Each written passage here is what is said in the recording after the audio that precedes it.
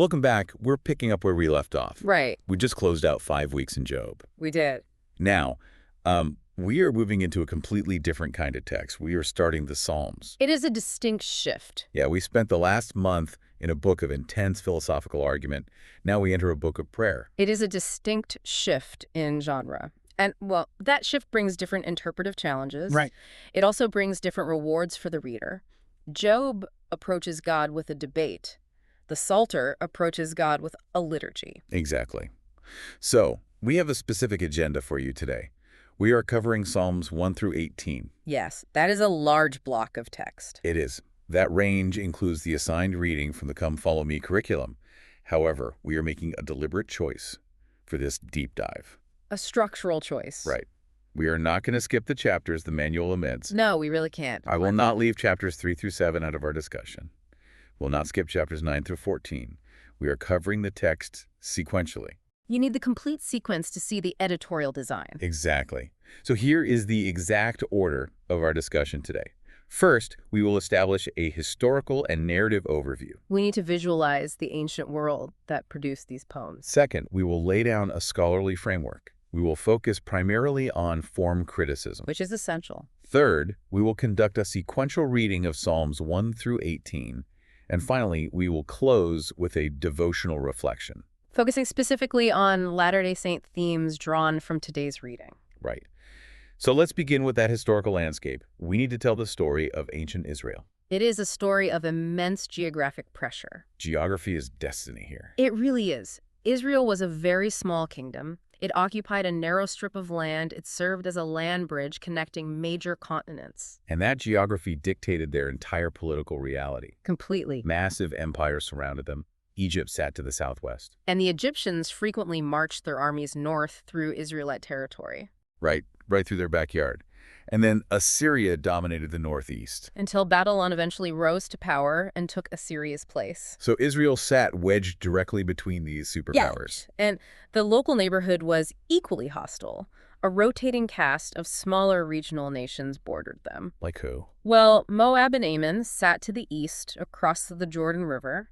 Edom bordered the southern desert. And the Philistines. Yes, the Philistine city-states controlled the western coastal plain, and Aram Damascus posed a constant military threat from the north. So the geopolitical pressure was relentless. Relentless. National survival was a daily, open question. We need to understand how public worship functioned in that pressure cooker. Right. We often view worship as a private, individual hobby. We view prayer as a quiet moment in our bedrooms. But worship in the ancient Near East was entirely different. How so? It was a vital civic duty. It was bound directly to national survival. The king acted as the primary representative of the people. So it's political and religious simultaneously. Exactly. When a Judean king prepared for war, he did not simply gather generals. He prayed publicly. At the temple. Yes, he offered sacrifices at the temple. The language of those public, state-sponsored prayers forms the bedrock of the text we are reading today. And Solomon's temple stood at the center of this cultural world. It did. It was constructed in the 10th century BCE. And it stood for nearly 400 years. Yes.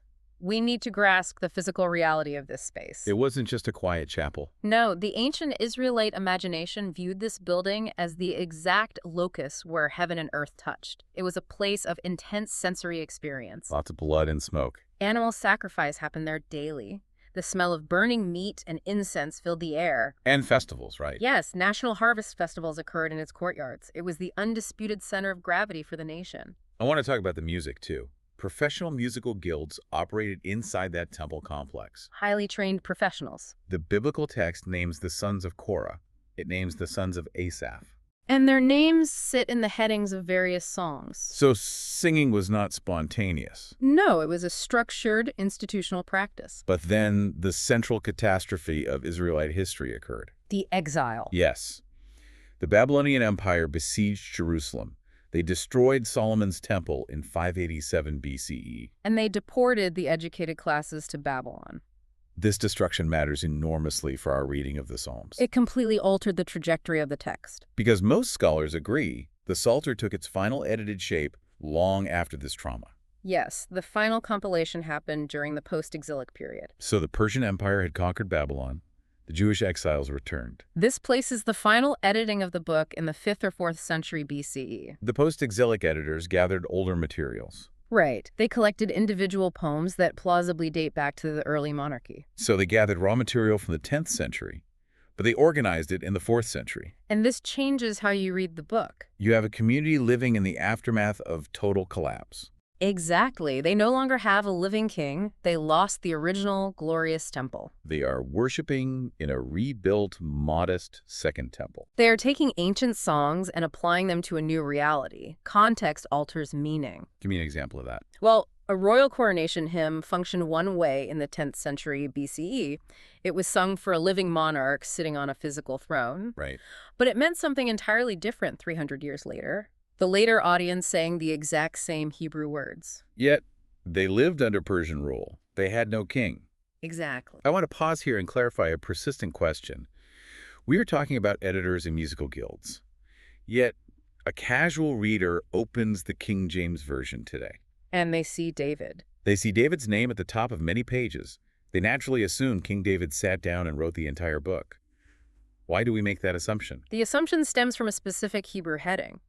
Roughly 73 psalms carry a superscription containing David's name. But the entire book contains 150 psalms. Right, so even taken literally, Davidic headings represent less than half the text. It is the largest single attributed group, though. It is. However, scholars rigorously contest how to translate that specific heading. It is not an absolute claim of direct, solitary authorship. The issue hinges on one Hebrew phrase. Let us look closely at Le David. Yes. The preposition is highly flexible in Hebrew. It can certainly mean by David. But it can mean other things. It can also mean for David. It can mean belonging to David's royal collection. Or a style. Yes. It can even mean in the Davidic style. This makes sense if we think about modern traditions.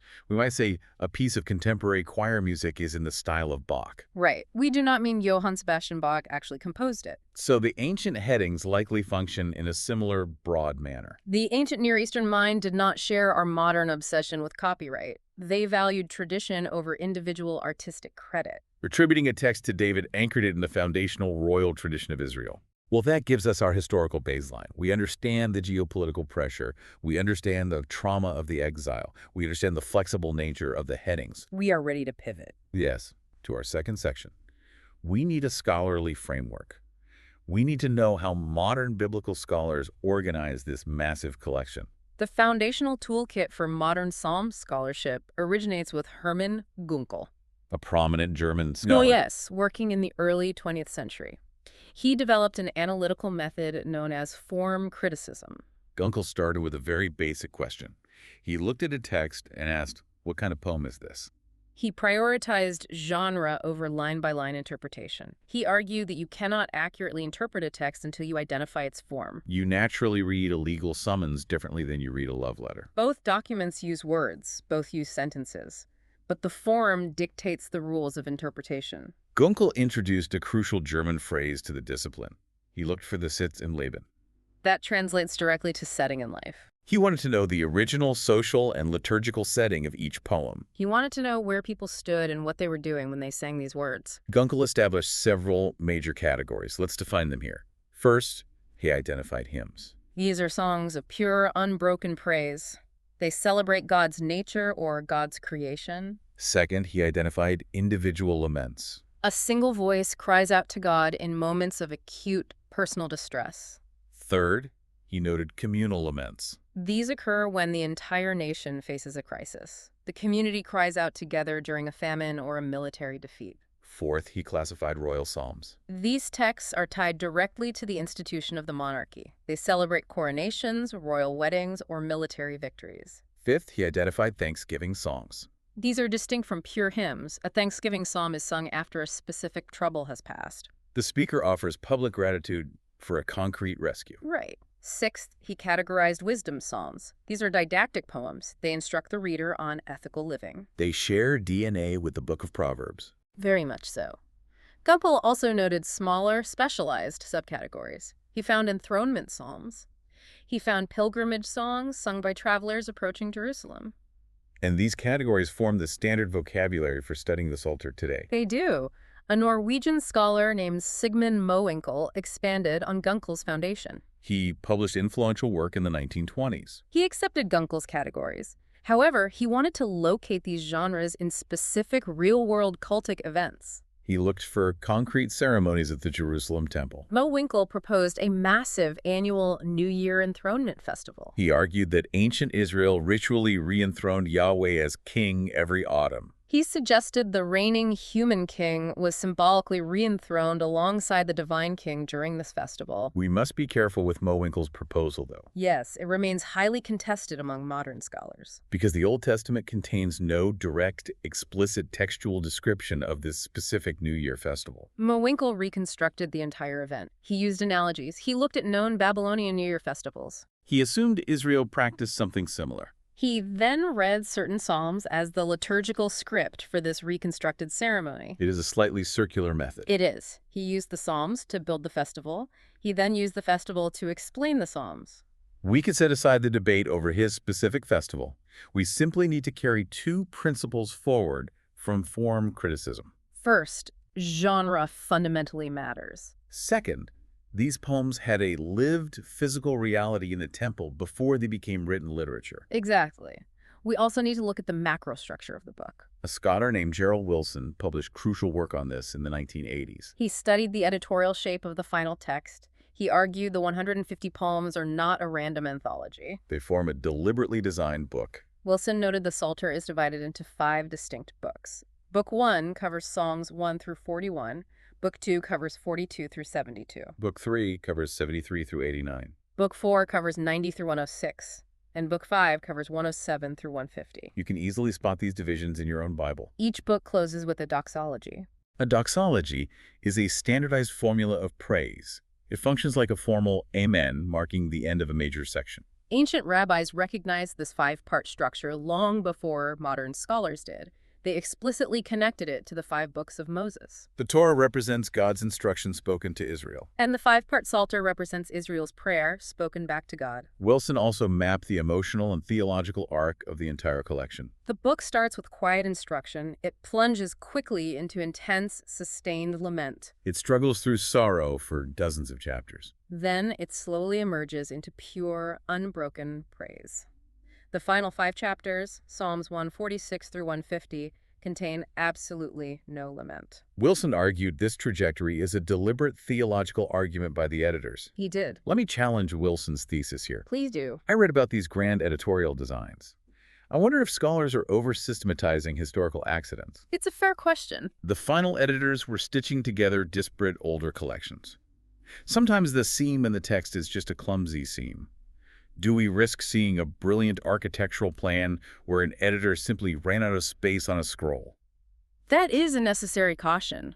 Redaction criticism has limits. Not everyone accepts every detail of Wilson's system. Historical accidents surely occurred during compilation. However, his specific insight regarding the opening of the book holds up under rigorous scrutiny. The editors deliberately selected specific texts to serve as the entrance.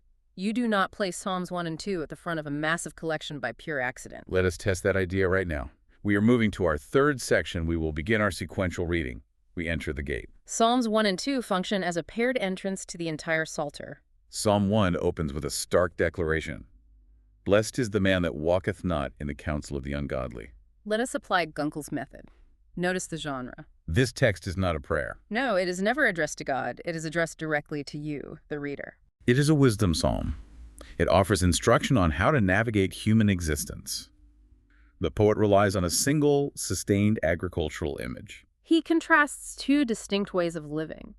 The righteous person is compared to a tree planted by streams of water. This tree has deep roots. It receives constant nourishment. It produces fruit in its proper season. Its leaf does not wither. The wicked person is compared to chaff.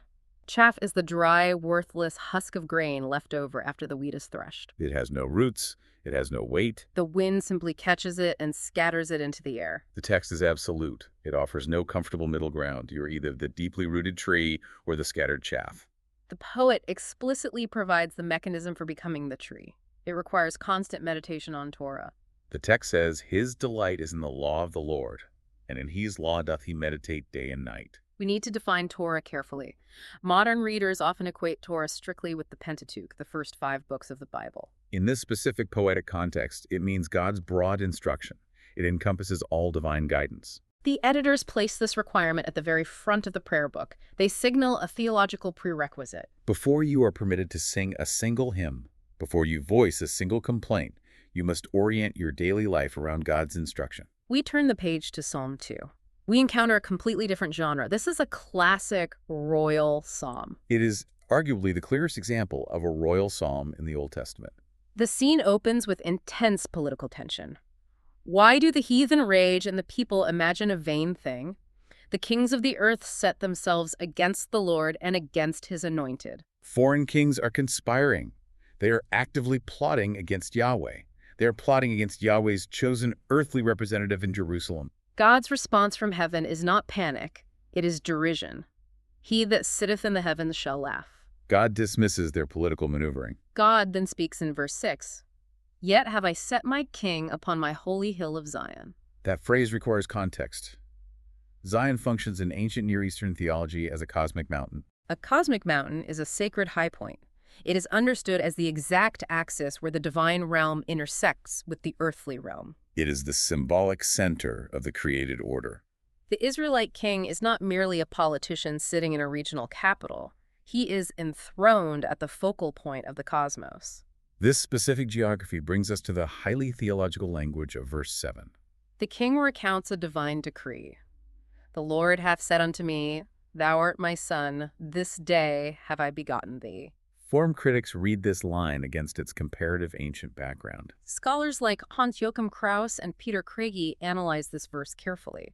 They argue it reflects a standard ancient Near Eastern suzerain vassal adoption formula. We need to explain how ancient treaties functioned. A great emperor, a suzerain, would conquer a smaller nation. The emperor would adopt the subordinate king, the vassal, as his metaphorical son. This adoption occurred formally at the moment the treaty was ratified. It is not a claim about biological descent. It is not a claim about metaphysical divine sonship. It is a strict legal and political formula.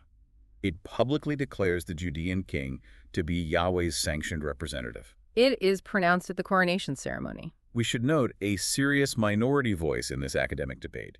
John Watts argued against this consensus. Watts maintained that genuine divine kingship was purely an Egyptian phenomenon. He argued that Israelite monotheism made any language of divine kingship historically implausible in Jerusalem. However, most form critics disagree with Watts.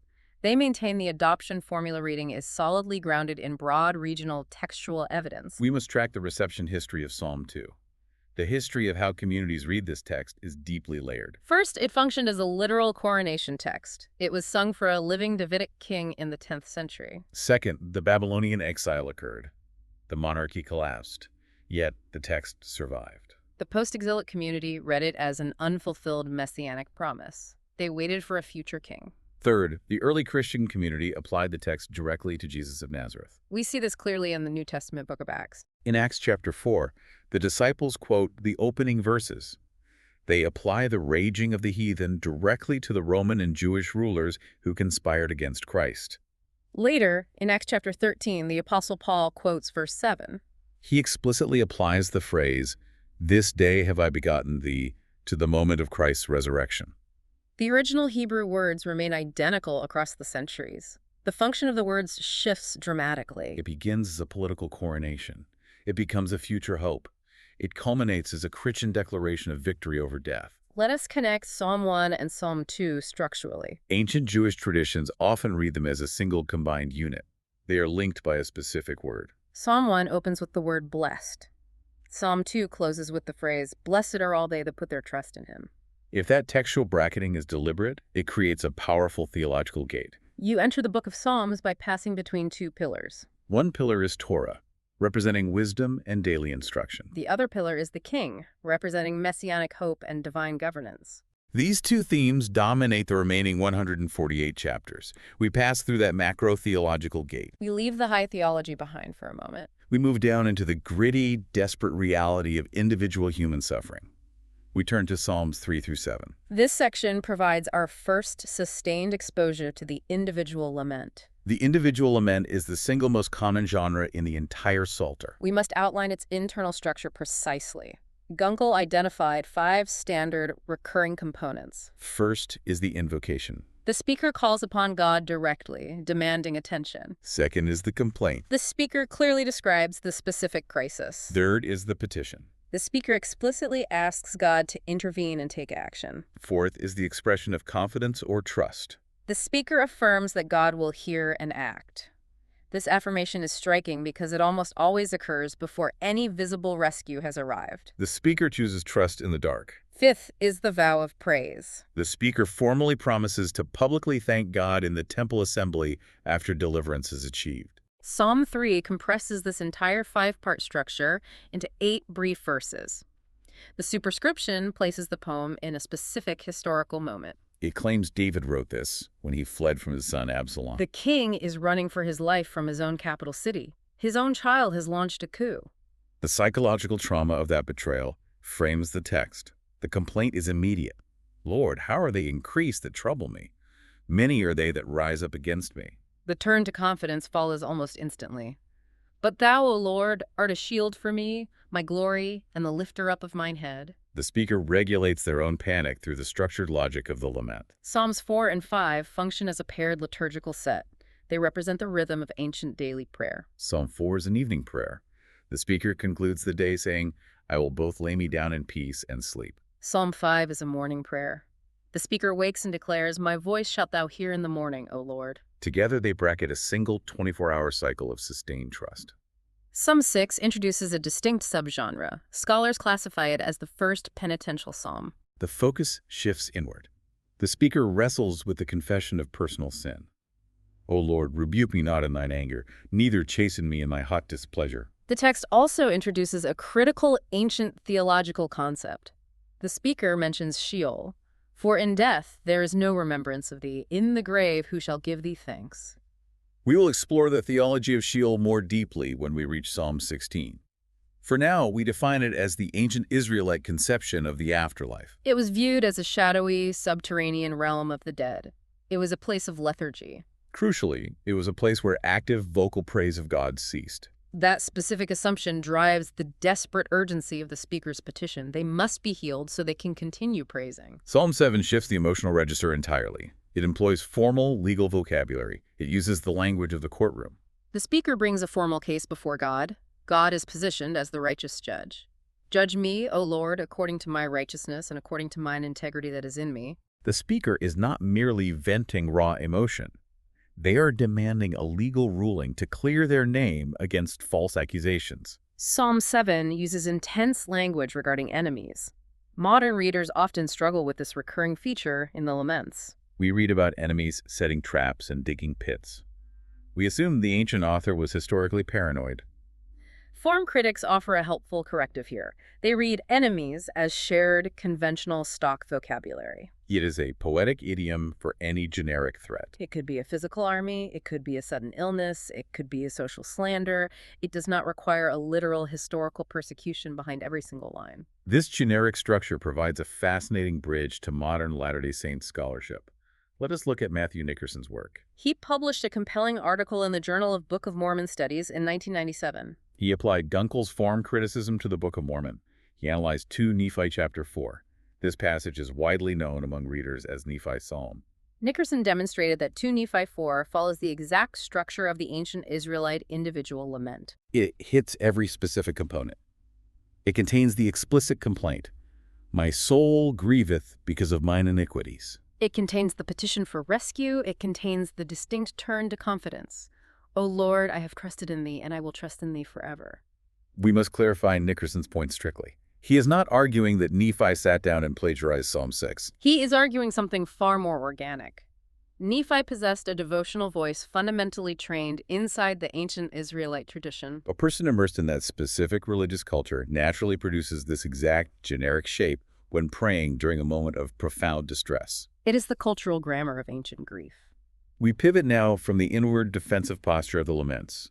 We turn to the expansive cosmic view found in Song 8. This is a hymn of pure praise. It carries deep, lasting implications regarding human nature and our place in the universe. The poet stands looking up at the night sky. When I consider thy heavens, the work of thy fingers, the moon and the stars, which thou hast ordained, what is man that thou art mindful of him? The sheer scale of the cosmos threatens to crush human significance. This tension leads directly to verse 5. We encounter a significant, highly instructive translation issue here. The King James Version reads, "For thou hast made him a little lower than the angels." The underlying Hebrew text does not actually use the ordinary word for angels. The Hebrew word is Elohim. Elohim is the standard biblical word for God. In plural contexts, it can refer to gods or divine beings collectively. A direct rendering of the Hebrew is, you have made him a little lower than God. Alternatively, it translates as, a little lower than the gods. The translators of the King James Version made a deliberate choice to soften the text. They acted out of theological caution. They were deeply uncomfortable placing mortal humanity in such close linguistic proximity to divinity. They substituted angels to maintain a safer distance. The word Elohim here connects to the broader ancient concept of the divine council. Ancient Israelites conceived of a heavenly assembly. Yahweh presided as the high king over this assembly of divine beings. The psalmist understood heaven to be a populated, structured court. The psalm immediately moves from this high status to dominion language. Thou madest him to have dominion over the works of thy hands. Thou hast put all things under his feet. This language explicitly points backward to the Genesis creation account. It recalls the mandate given in Eden. Prominent scholars like John Levinson and Margaret Barker explore this dominion language deeply. They represent a serious, though minority, scholarly position. They read the Garden of Eden narrative as a proto-temple text. Within this specific framework, humanity is given a quasi-priestly stewardship over sacred space. This dominion is distinct from mere political or agricultural rule over the animal kingdom. It is a liturgical role. Humanity serves as the priest of creation. I want to explicitly signal a shift here. We are moving into interpretive synthesis for Latter-day Saints. I look at this text, I see humanity placed near the Elohim. I see humans granted stewardship over sacred space. I align this directly with the 1995 Proclamation on the Family. I align it with the doctrine of exaltation. We must be precise. The ancient author was not teaching modern systematic deification as understood in 19th century Nauvoo. However, the raw material is undeniably present. The ontological closeness between humanity and divinity is physically written in the Hebrew text. It is not an idea imported from Greek philosophy centuries later. It is native to ancient Israelite thought. That ontological closeness is staggering. The psalmist views the vastness of creation. He feels his physical insignificance. Yet he concludes that being noticed by God, being elevated by God, is the defining reality of human existence. We must contrast that high status of humanity in Psalm 8 with the text block immediately following. Humanity consistently fails to live justly. We turn to Psalms 9 through 14. This entire section wrestles with earthly injustice. It wrestles with the agonizing gap between expected divine justice and observed human reality. Psalms 9 and 10 function together as a single unit. They were originally composed as a single alphabetic acrostic poem. The ancient Greek translation, the Septuagint, keeps them together as one continuous psalm. The acrostic structure means each stanza begins with consecutive letters of the Hebrew alphabet. This technique served a practical purpose in an oral culture. It aided memory. It also communicated a theological point. By using the entire alphabet, the poet claims to offer a complete, exhaustive treatment of the subject from A to Z. Thematic unity binds chapters 9 and 10 together. Psalm 10 laments the unchecked power of the prosperous wicked. The wicked actively persecute the poor. They trap the vulnerable. They assume God has forgotten the earth. The psalmist observes this systemic abuse and cries out for divine intervention. Psalm 11 responds to this crisis. It is a psalm of trust. The speaker receives pragmatic advice from friends to flee to the mountains. The danger is real. The foundations of society are crumbling. Yet the speaker refuses to run. They anchor their trust in God's presence in the heavenly temple. Psalm 12 laments the total failure of truthful speech within the community. The speaker observes deception and flattery on all sides. Words have lost their meaning. Social trust has evaporated. Psalm 13 is a perfectly structured, incredibly concise, short lament. It is built entirely around a single, agonizing repetition. The phrase, "how long," repeats 4 times in the opening 2 verses. "How long wilt thou forget me, O Lord, forever? How long wilt thou hide thy face from me?" The repetition captures the physical exhaustion of grief. The speaker is worn down by waiting. Yet the psalm executes a hard, sudden turn toward trust in the final verses. But I have trusted in thy mercy, my heart shall rejoice in thy salvation. The sorrow and the trust sit side by side. Psalm 14 requires our careful analysis. It introduces the concept of the Nabal. That Hebrew word translates as fool. The opening line is famous. The fool hath said in his heart, there is no God. I want to challenge modern readers right here. We instinctively read this verse through a post-Enlightenment lens. We assume the fool is engaged in philosophical atheism. We assume he is sitting in a study debating metaphysical reality and the existence of a supreme being. That is reading our modern anxieties backward into the text. The ancient Hebrew concern is entirely moral and practical. That distinction is crucial. The text does not describe an intellectual atheist. It describes a practical atheist. The fool may well attend the temple festivals. The fool simply lives his daily life as though God is completely indifferent. He assumes God does not enforce justice on earth. This assumption has immediate consequences. If God does not care, the fool is free to exploit his neighbors. Practical atheism leads directly to the oppression of the poor. The fool is not condemned for a lack of intellectual belief. The fool is condemned for a catastrophic moral failure. We should briefly note the existence of Psalm 53. It sits far outside our immediate reading block today. However, it is a variant twin of Psalm 14. The wording is nearly identical. It merely swaps the divine name Yahweh for Elohim. This provides a fascinating window into textual history. It shows how ancient texts circulated in variant forms as they were collected into different regional hymnals before the final book was assembled. We move from the moral failure described in Psalm 14 to the strict ethical requirements detailed in Psalm 15. This brings us to our final text block. Psalms 15 through 18 focus on liturgical structures, the theology of death, and royal victory. Psalm 15 belongs to a specific genre known as the temple entrance liturgy. The original setting is clear. Groups of pilgrims stand at the physical gates of the temple complex in Jerusalem. They ask a formal question to the priests guarding the doors. Lord, who shall abide in thy tabernacle? Who shall dwell in thy holy hill? The priests answer the question from inside the gate. The answers constitute an ethical checklist. The pilgrim must walk uprightly. The pilgrim must speak the truth in their heart. The pilgrim must avoid slandering their neighbor. The entrance requirement is defined entirely by ethical integrity in daily life. It is not merely a checklist of ritual purity. Washing your hands is insufficient if you exploit your neighbor. We will see this exact liturgical pattern repeated in Psalm 24. Who shall ascend into the hill of the Lord? We move forward to Psalm 16. It is a quiet, modest psalm of trust, yet it carries immense historical and theological weight. We must examine the translation of verse 10. The King James reads, For thou wilt not leave my soul in hell, neither wilt thou suffer thine Holy One to see corruption. The underlying Hebrew word is Sheol. We discussed this briefly earlier. The original ancient context is crucial for understanding the primary meaning. The speaker is facing a severe physical crisis, likely a fatal illness.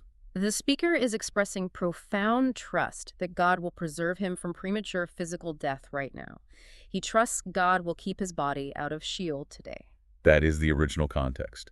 But we must look at how the New Testament handles this verse. We turn to Peter's sermon in Acts chapter 2. Peter stands up on the day of Pentecost. He quotes this exact verse from Psalm 16. Peter applies a hermeneutical concept known as sensus plenior. This Latin term means the fuller sense. Peter argues a point of historical fact. King David died. King David was buried. King David's body saw physical corruption in the grave. Therefore, Peter argues, the psalm cannot ultimately be about David. The text must point past David. It must point forward to Christ's literal resurrection. How does a serious reader balance these two realities? If Peter says the text means Jesus, do we simply discard the original author's intent? We must honor the original author crying out for immediate physical rescue. We must also validate Peter's prophetic rereading under inspiration. How do we hold both meanings simultaneously without breaking the text? We hold them as layered realities. We read them typologically. The immediate partial rescue experienced by the ancient author points forward to the ultimate, complete rescue achieved by Christ. The original author asked for temporary continuation of mortal life. Christ secured permanent, eternal life. The text is robust. It bears the weight of both readings without collapsing. Psalm 17 returns to the individual lament genre. The speaker insists on total, uncompromising innocence. Thou hast proved mine heart. Thou hast visited me in the night. Thou hast tried me, and shalt find nothing. The psalm closes with a distinct, beautiful hope. As for me, I will behold thy face in righteousness. I shall be satisfied when I awake with thy likeness. This waking can denote the daily waking from sleep. Given the danger in the psalm, it can also point toward the hope of waking from the sleep of death. Psalm 18 concludes our formal scholarly analysis for today. It is a massive, royal Thanksgiving text. It marks a military deliverance that has already occurred in the past. The language is dramatic, it features violent theophany. Yahweh descends from heaven on a cherub. Smoke and fire surround him. He actively fights alongside the human king. This specific psalm provides a rare textual criticism opportunity for readers. Psalm 18 is nearly identical to the text found in 2 Samuel chapter 22. Scholars can lay the two texts side by side on a desk. They can observe actual textual transmission. They can track minor scribal variations that occurred over centuries of copying. Notice the theological continuity across the canon. The deep, binding commitment to the Davidic covenant is carried by historical narrative prose in 2 Samuel. That exact same commitment is carried by hymnic poetry here in the Psalter. The two distinct genres reinforce the exact same theological claim about God's faithfulness. We have established the historical, scholarly, and textual frameworks. We have read the sequence. We are now going to explicitly step out of the scholarship mode. We are shifting to a devotional reading of the text. We focus entirely on the lived experience of faith. The text demands this intentional shift. Scholarship is vital. It opens the ancient words. Devotion is how we apply them to modern life. Let us reflect on the tree image from Psalm 1. The promise given to the righteous is profound, yet we often misunderstand it. The promise is not an absence of drought. A tree planted directly by water still experiences the brutal burning heat of the sun. The wind still tears at its branches. The promise is roots deep enough to draw water and survive the drought. This connects directly to the emotional arc of our reading today. Psalm 1 establishes the theological promise of rootedness. Psalms 3 through 17 show us the brutal, unvarnished reality of living that out. The speakers in those laments are terrified. They are fleeing from enemies. They are grieving. They are weeping in their beds. They are living out the drought. They survive because their roots are anchored in the instruction of God. Let us look back at Psalm 16 in light of the plan of salvation. Thou wilt not leave my soul in hell. Christ's physical resurrection is not just a clever textual fulfillment of an old poem. It is the actual historical event the ancient poet was blindly reaching toward. The ancient author asked for a temporary rescue from the grave. Christ provided a permanent cosmic victory over the grave. The plan of redemption fulfills the ancient petition entirely. We look back at Psalm 8. We see an ancient Israelite looking up at the stars. He feels small. He feels fragile. Yet he feels intensely valued by the divine. He feels placed close to God. There is a deep, resonant continuity here. A modern restoration prophet receives distinct theological shape for that exact intuition. The doctrine of exaltation confirms precisely what the ancient poet sensed in the dark. The ancient poetic intuition and the modern prophetic revelation align perfectly. The human soul inherently knows its divine origin. It simply requires revelation to articulate it fully. We have covered immense ground today. Let me summarize the entire arc of our discussion. Root yourself deeply in God's instruction. Be totally honest about your fear, without embarrassment. Trust that you are not abandoned to the grave. I leave you with this final thought to explore on your own this week. Consider the unfiltered, raw honesty of these ancient laments. Let that honesty permanently alter how you construct your own daily prayers. You do not need to hide your distress from God. You do not need to pretend you are perfectly fine. The Psalter proves God expects to hear your actual pain. We will pick up with Psalm 19 in the next deep dive. Thank you for joining us.